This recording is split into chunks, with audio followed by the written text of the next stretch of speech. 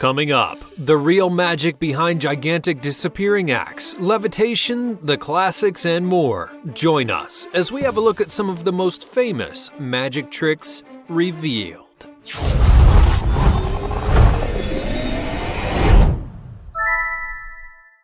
Statue. One of the more famous and possibly the largest magic trick ever performed took place on Liberty Island, and it's one for the history books. In 1983, world-famous magician David Copperfield made the entire Statue of Liberty vanish into thin air. Now, naturally, a magic trick on this scale baffled observers, and the assembled audience was pretty confused about where the 93-meter-high giant green lady actually went. Now, as far as the actual trick goes, it was actually very simple. The statue was visible only through two pillars, and the audience was placed just right. The spotlights shone on the statue, and a curtain was drawn up in front of viewers. Very carefully, the stage was then rotated so that the statue itself would be hidden behind the left pillar, and the illuminating lights were cut off. Lights in the same relative position were then turned on, giving the impression that they were the originals. So, when it was all said and done and the curtain was brought back down, the audience mistook them for the real thing. The stage would then rotate very slowly, and the music and lights were designed to confuse the audience. This was the largest disappearing act ever, according to the Guinness Book of World Records. The trick was working under very strict guidelines and was more of a feat of engineering than your typical sleight of hand, and the effect was stupendous for live audiences and viewers at home. The Floating Man. For hundreds, if not thousands of years, people have dreamed of defying gravity and taking flight. It can be a wondrous thing to see a magician float or even hover over you. And though we might yearn for that particular power, we all know that it's fake.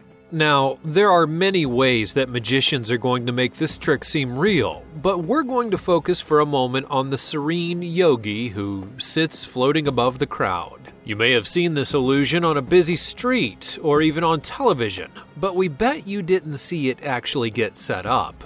The trick is pretty straightforward. As the performer dons his or her baggy clothing and reaches out a hand to a cane or a pole, there's a steel structure below that sometimes is covered in flowers or other things, and connects up through the pole that the magician is holding and into a seat that's concealed inside of their baggy pants. Thus, the magician doesn't need magical power or even a particular strength in order to pull off the illusion. They only need baggy clothing and the ability to sit still. This does take a bit of a setup and is relatively easy, as the performer can just sort of hang around. And for a slightly more complicated bit of levitation, performer Chris Angel shared his particular skills. When he's floating between buildings, it's more of a fake audience and a crane maneuver. However, the levitation from the ground is a little more technical. Angel actually turns his back to you and then floats up to a small ledge or a step, his legs out behind him and his arms up, seemingly reaching for his source of power.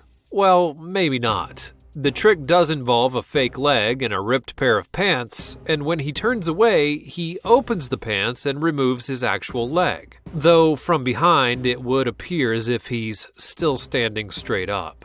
It's a neat illusion, but it can't be that easy to walk it off afterwards, with a fake leg concealed in your pants. Sword swallowing.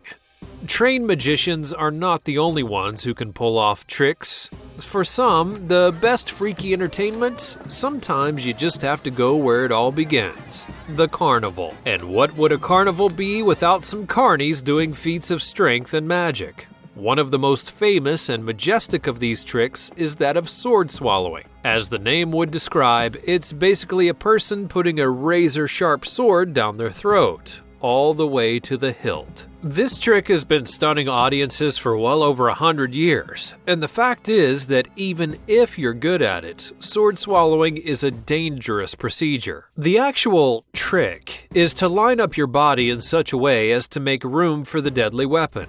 This takes years of practice and is difficult both physically and mentally. You don't really want to be nervous with 15 inches of sharp steel in your gullet. The illusionist will place their mouth up toward the sky and then work to fully align the throat and the stomach, in order so that they will not be carved up by the blade.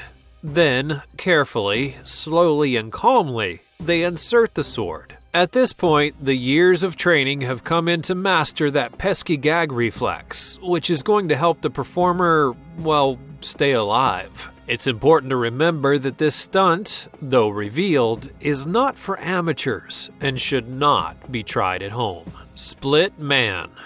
Cutting a living person in half, while gruesome, is one of the more classic parlor tricks. The original system begins with a magician and his beautiful assistant. Well, two beautiful assistants, as it turns out. But what about when an illusionist splits himself in half? Andy Gross puts a twist on the classic trick and bisects himself before an audience. He and performers like him are pictured holding their severed halves, and they look a little less concerned about it than they should. While the trick is actually stunning, it works best from only one angle. The cut in half illusion always involves baggy clothing, and the secret is out. The performer puts a mannequin piece filling the pants from the waist to the knee, and this gives the illusion that the body is full up to that point. Below this is the actual performer's lower body, bent so that the knees and feet look natural at the new angle. The magician will then bend himself to look as if he's carrying his own half while he's actually just a little bit scrunched up. This is mostly just used as a gag, but it's guaranteed to shock those who are naive. Being Jesus. Now, there are a number of magicians who are going to claim that they can perform miracles. Well, maybe just the one, and that is the ability to walk on water. Usually this is seen either on television or from a distance, rather than in real life. The water is often murky or wavy in order to be confusing. That's because the trick here is incredibly straightforward.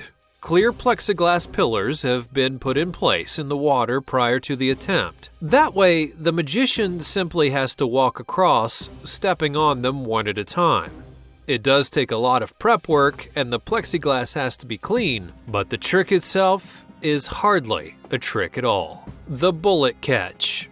Some of the more older tricks in the book may seem to us to be obviously fake now, but the illusions behind them are actually very real and require a lot of training. Take the bullet catch, for example. The trick is performed by a gun being shot either directly at a magician or through a pane of glass, and the intended target catches the bullet in their teeth.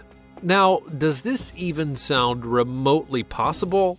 Not really, but the first performance of this miraculous trick would take place in the late 1500s, so people were perhaps a little more open to the idea of magic back then. This trick has been performed for hundreds of years, but the illusion hasn't changed much.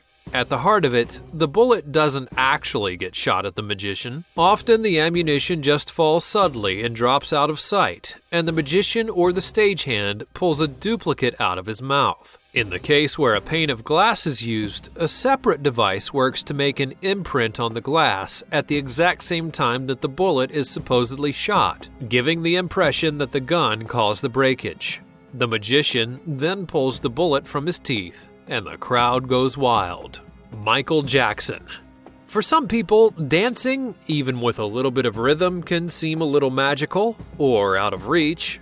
Dancing is an actual real talent, but for a world-class performer like Michael Jackson, there was actually a bit of a trick. Jackson's choreography was second to none, and he really did know how to move. But if you've ever seen him perform Smooth Criminal, there's a part where he and his backup dancers famously lean at an impossible angle, and that's just plain, well, magic. For this supernatural ability, even Michael Jackson needed some help. This particular move is aided by particular shoes and a floor insert. On the stage, below where he was dancing, there was a stage nail placed deeply into the floor. Jackson would wear special shoes that would allow him to attach the nail to his heels, which then would temporarily allow him to be bolted to the floor. All of this would allow him and his dancers to lean beyond the reach of the human body.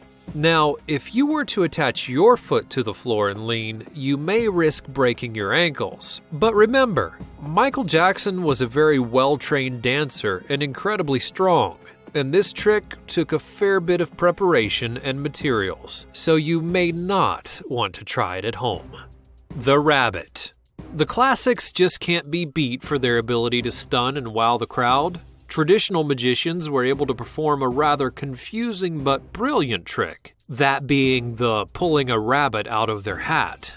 The hat is empty, the table is bare, and from nothing emerges a tiny mammal. Now, as with everything else on our list, it can be explained. Firstly, you're going to notice that when this trick is performed, there's always a tablecloth. That's because below the table is literally a rabbit in a sack. You'll remember that when tricks like this were initially performed, the concept of animal rights were a little bit less of an issue. The difficult part of the trick is pretty clear though. After you show the audience the top of the hat and the table, you then have to get the rabbit into the hat. So you just simply slide the hat toward the table edge and pull the rabbit in as you turn it over. The art of misdirection may be helpful, and it's reasonable to think that these classic magicians worked to sedate their bunnies so that they wouldn't make a lot of noise and ruin the act. Once the rabbit's in the hat, it's just a simple thing to pull it out and wow the crowd.